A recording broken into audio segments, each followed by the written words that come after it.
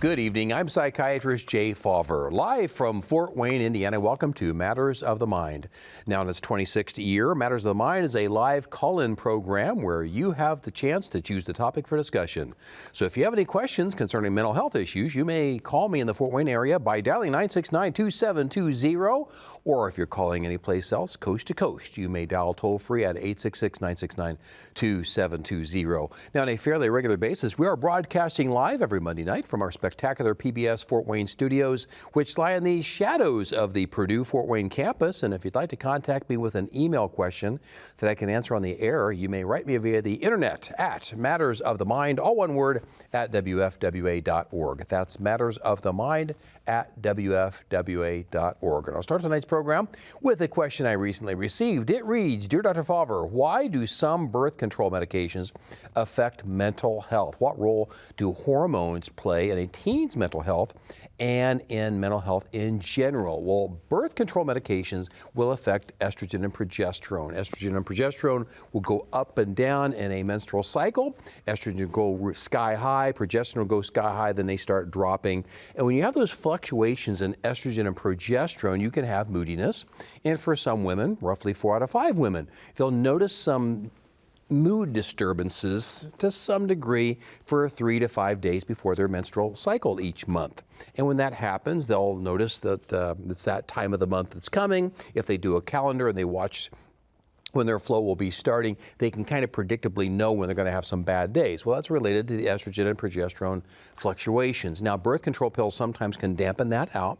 Occasionally, with some birth control medications, by dampening out the estrogen and progesterone peaks and valleys, it can cause for some moodiness. Now, the good news is the birth control medications that we have now compared to 25 years ago don't even have close to the same degree of mood disturbances compared to the medications that were taken 25 years or so ago. But if you do have any moodiness, any depression, increased anxiety, difficulty with sleep related to taking any kind of birth control medications, by all means, talk to your clinicians because there's a lot of different varieties that can be taken out there now. Thanks for your email question. Let's go to our first caller. Hello, Janice. Welcome to Matters of the Mind. Well, Janice, you had mentioned your spouse is on Zoloft, also known as sertraline, for anxiety, and is now experiencing depression. Is that normal? Should we stop their medication?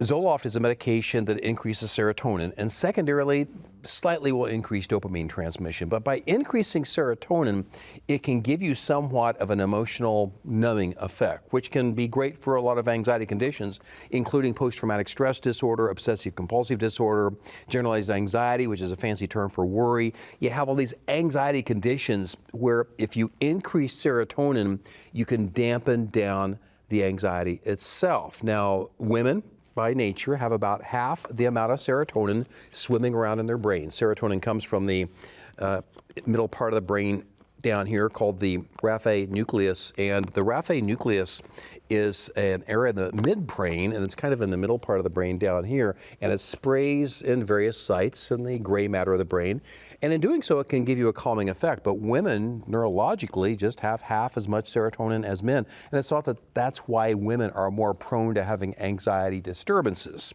So Zoloft can be a great medication for anxiety for a lot of people because it will dampen down the excessive moodiness and the emotionality people can sometimes experience when they're having a lot of anxiety. But the problem is, when Zoloft goes higher and higher and higher, sometimes, despite it slightly increasing dopamine, it can block the dopamine effect because increasing amounts of serotonin can secondarily decrease dopamine and make you feel blah.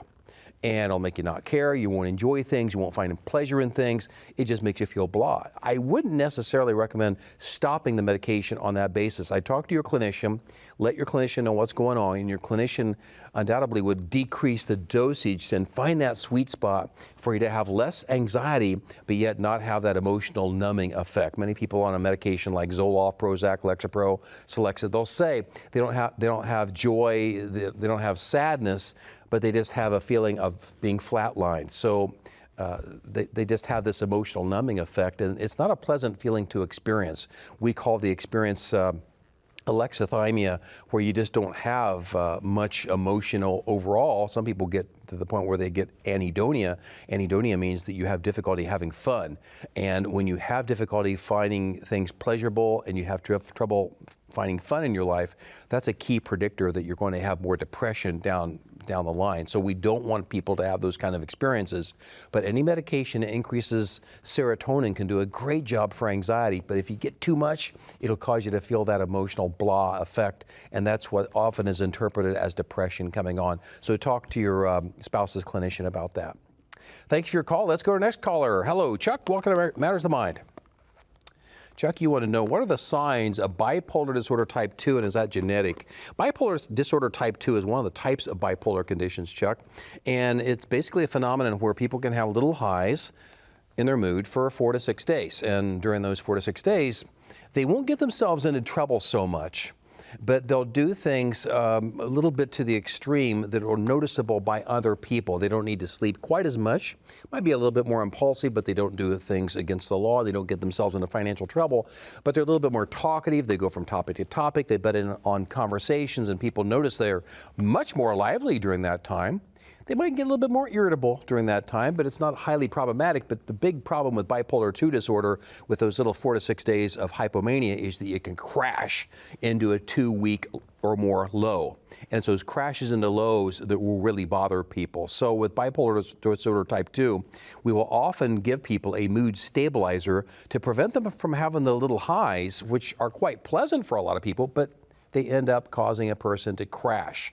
And if you crash, that's where people will often feel miserable. So many people with bipolar disorder type 2 will be given a mood stabilizer in addition to an antidepressant medication. It is genetic, a little bit more than depression itself. Depression is about 35% genetic. With bipolar disorder type 2, it's about 40 to 50% genetic. It's not guaranteed that if you have family members with that condition, that you will get that condition. Bipolar disorder type 1, on the other hand, is about 65% genetic, and that's where people have big manic spells that get them into a lot of trouble, and they may or may not have depressive follow-up after that. But bipolar 1 disorder is where people have extremely high manic episodes, and those are more genetic than bipolar 2 disorder. It's interesting, though, that people with bipolar 2 disorder often have a higher likelihood of suicide compared to people with bipolar 1 disorder or major depression itself. So people having little highs and then crashing into the big lows can have a lot of difficulty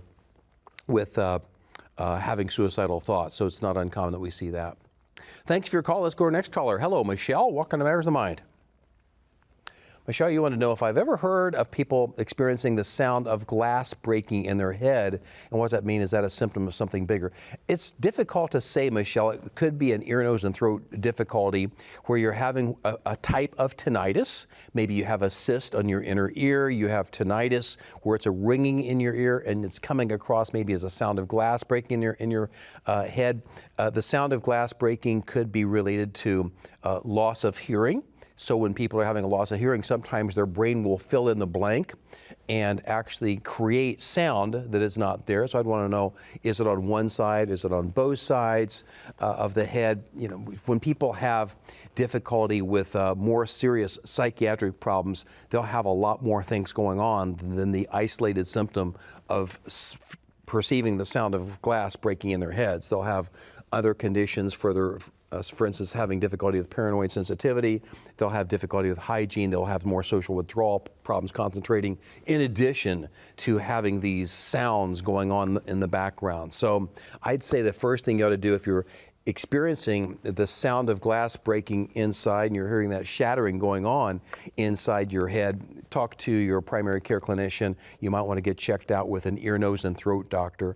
But in psychiatry, we call that particular symptom an auditory illusion, where it's not specifically related to a distinct auditory hallucination where you can hear a voice talking to you or you have something very distinctive. An illusion is where you have a sound that sounds like something, and it's not a clear-cut hallucination in that regard. So I'd recommend that you see a primary care clinician to check you out and see if there's any ear, nose, or throat difficulties that might be contributing to some of that. Michelle, thanks for your call. Let's go to our next email. We have another email waiting for us here. The email reads, Dear Dr. Faulver, if people just watch their diet and exercise, would we have a lot fewer mental health problems? I don't like that word just, because just watching your diet and exercise, it sounds so simple.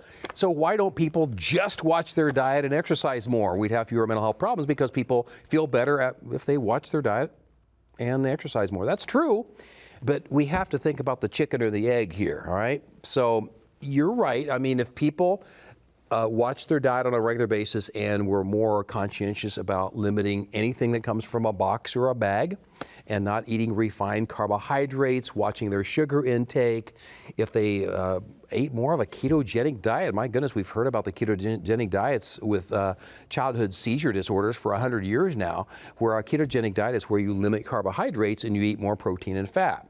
And it's very effective for seizure disorders, especially with children, but now we've realized that a ketogenic diet is very good for the mood, and it's very good for concentration. A lot of the people out in Silicon Valley who are working with software actually have come to realize that a ketogenic diet combined with intermittent fasting, where you don't eat breakfast and you might go 16 hours, maybe 20 hours before your next meal, day by day by day, and you allow yourself to have a rest of your insulin levels in that way, thereby burning off some ketones, which come from fat.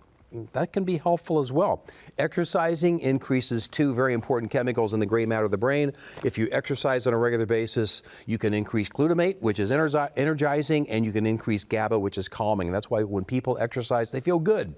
They have an energized effect after exercising, but they also have a calming effect if you do it on a regular basis and you're really into the zone and you're feeling well with that.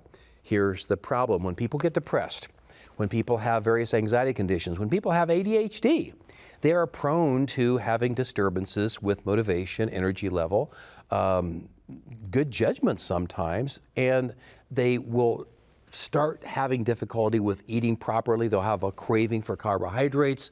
They won't have the motivation to take care of themselves physically, and it's kind of a spiral from there. So I think it's important that we don't shame people with mental health disturbances in saying, well, gee, if you just dieted and exercised, you'd feel a lot better. They would, but let's think about the underlying condition. I'm more prone to thinking, okay, when did you start having difficulty with eating more carbohydrates? When did you notice that you weren't exercising as much? Because a lot of these are just good, healthy habits. That's correct. But you can often have an exacerbation of getting into bad habits if you have mental health problems. So let's get at the underlying core of this and take care of the mental health problems for a lot of these people who are having trouble with blasting themselves with carbohydrates and not getting the physical activity they need. We see the same phenomenon with type 2 diabetes.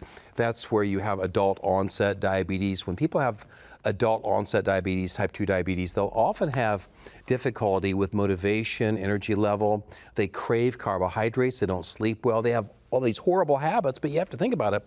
Their insulin levels are sky high, and their insulin is no longer as sensitive as it used to be, and they're having trouble with glucose regulations. That'll give you difficulty with your thinking, your energy level, your motivation.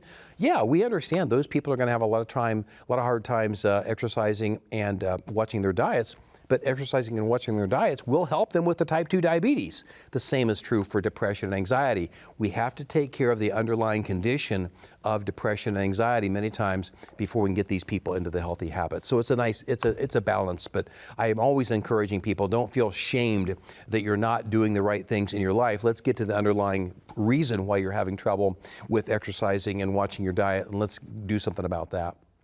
Thanks for your call. Let's go to the next caller. Hello, Matthew. Welcome to Matters of the Mind.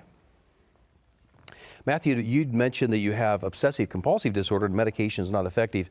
Is there anything new on their market for obsessive compulsive disorder? Matthew, from my awareness, the last time we had a new medication for obsessive compulsive disorder was about 25 years ago, and that was Luvox or fluvoxamine. Fluvoxamine is a medication that will increase serotonin transmission, and obsessive compulsive disorder is basically a condition where you'll have obsessions, and those are round and round thoughts that you can't get off your mind, and you know they don't make any sense, but you can't get them off your mind, and then due to those obsessions, you'll often have compulsions where you do things to try to get rid of the obsessions, and you'll do things like checking and counting and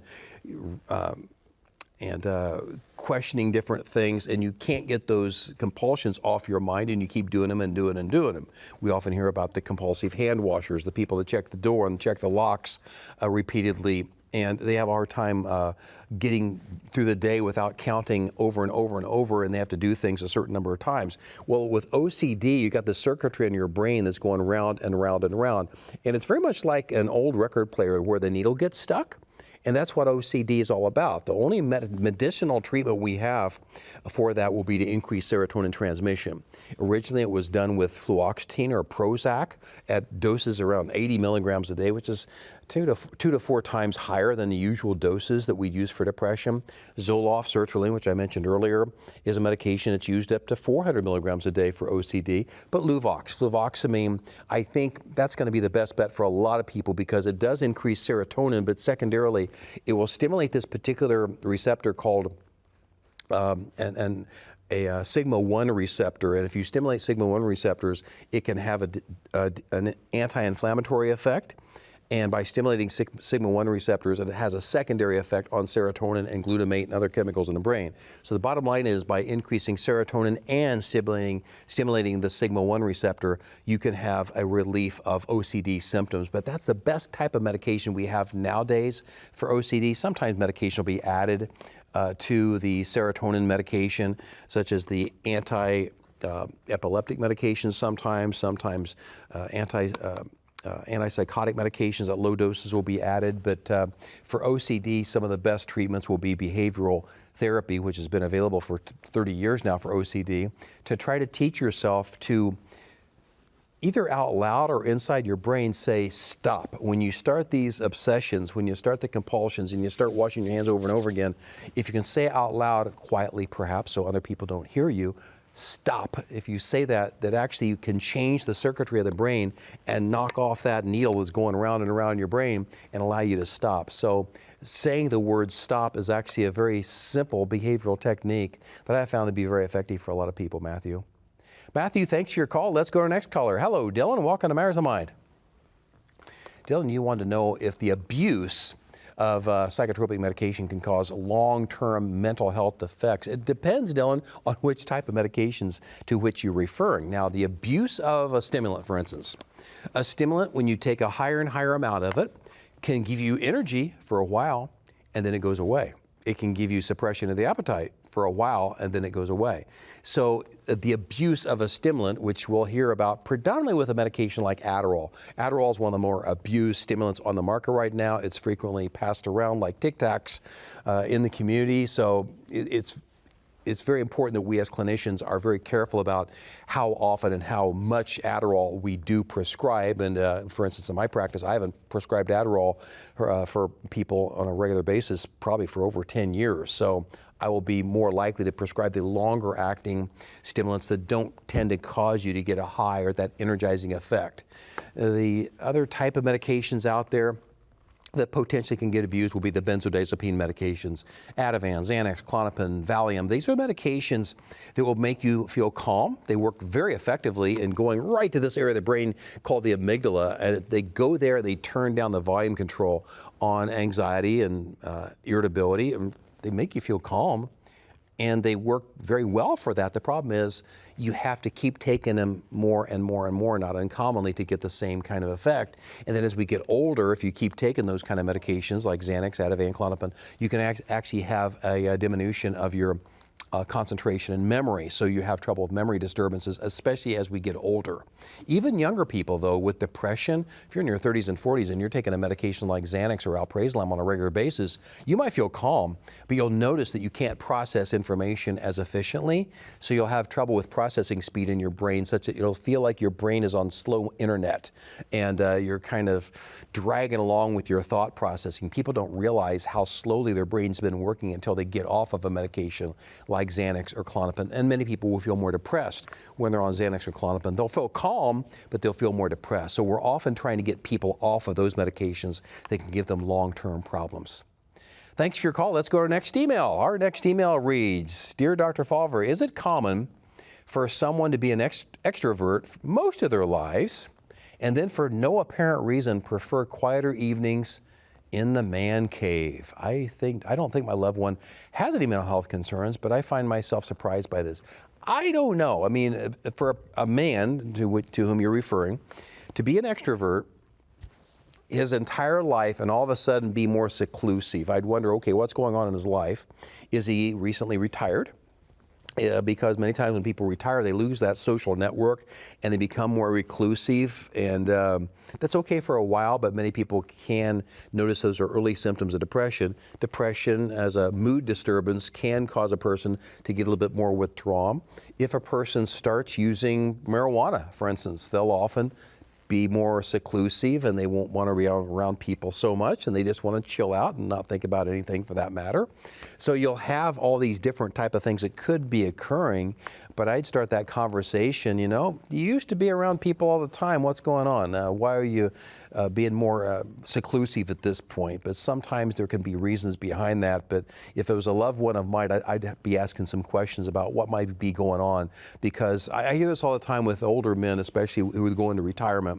They just shut down. And a predictor for Alzheimer's dementia will be lack of intellectual stimulation, but also lack of social stimulation. So as those of us over 65 or 70 years of age start becoming more reclusive and we're no longer in the work environment anymore, it can be a predictor for having trouble with memory disturbances long term, because we need to be around people and we need to have that social connectedness that's there.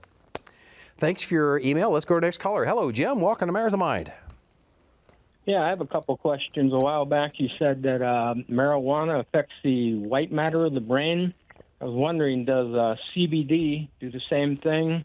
And second question, do you subscribe to Life Extension magazine? I'll answer the second question first. Do I subscribe to Life Extension magazine? I do not, but that doesn't mean I can't endorse it one way or another, but I don't subscribe to it. So marijuana versus CBD. My biggest concern, Jim, with CBD will be if you take other medications, CBD causes so many drug interactions. It'll cause some medications to give you higher levels, some medications will be at lower levels. CBD is just really tricky and you have to dose it just right. I just talked to a lady today who's in a pain management clinic and they're prescribing CBD for her. It just needs to be so carefully prescribed to be able to be effective. I don't believe, Jim, that CBD affects the white matter of the brain. But when we're talking about white matter of the brain, we're talking about individuals primarily under 24 years of age. And I love the fact that you heard me say that, because the white matter of the brain is the brain's natural insulin. It's called myelin, and it's the brain's natural insulin, or insulator is what it is. So it's the brain's natural insulation overall, and it insulates the individual neurons. We have all these neurons. We have 100 billion neurons in our brain, and they all have all these connections, anywhere between 20 and 50,000 connections with each individual neuron. So you got all this wiring going on in the brain, and all that wiring is protected by these insulating sheaths called myelin. The problem with marijuana before the age of 24, 25 years of age, when the brain is still growing, is that marijuana significantly suppresses the myelin development in the brain. You need myelin, you need the white matter of the brain to be able to have good connectedness between one part of the brain and another. And it's for that reason that people will have difficulty, especially in their early years, before 24 years of age, with motivation, with concentration. And there's been some estimates that if you continue to use marijuana on a regular basis over the course of your late teens and early 20s, you can substantially decrease your IQ points compared to what they would be otherwise. So that's why I'm always emphasizing to young adults, don't use marijuana, especially before you're 24, 25 years of age, because it can possibly give you irreparable damage to the brain by suppressing that white matter. Again, the white matter is important for connectedness between one neuron and another. You might have heard about a particular condition that's commonly discussed out there, that's that where the myelin is diminished and it's shrinking down some, and it's called multiple myeloma. Those type of conditions can give you difficulty with being able to concentrate and being able to focus and keeping your mind on things. So if you have myelin sheath disturbances, it can give you difficulty with concentration and judgment, and that's what marijuana can cause for a lot of people long term. So with marijuana, definitely disturbances with the brain where the myelin sheath is not being adequately developed over the course of time. CBD, we don't know for sure just yet what effect that has, but it's not apparently as toxic on the brain as marijuana is. My biggest concern with CBD will often be its drug interactions, but secondarily, Jim, I'm wondering when people are using CBD, why are they using it? Are there other means by which we can help people other than CBD to try to help them often with the anxiety that they're experiencing? Jim, thanks for your call. Unfortunately, I'm out of time for this evening, so if you have any questions that I can answer on the air that you'd like to send me, you can email me via the internet at mattersofthemind@wfwa.org. I'm psychiatrist Jay Favre, and you've been watching Matters of the Mind, which is now available also on YouTube. God willing and PBS willing, I'll be back again next week. Have a good evening. Thanks for watching. Good night.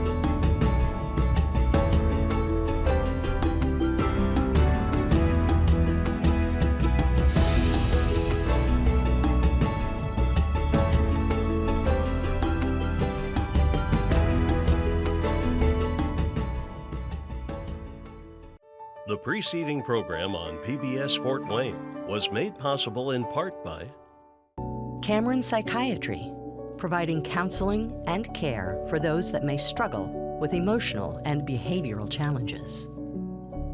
More information available at CameronMCH.com.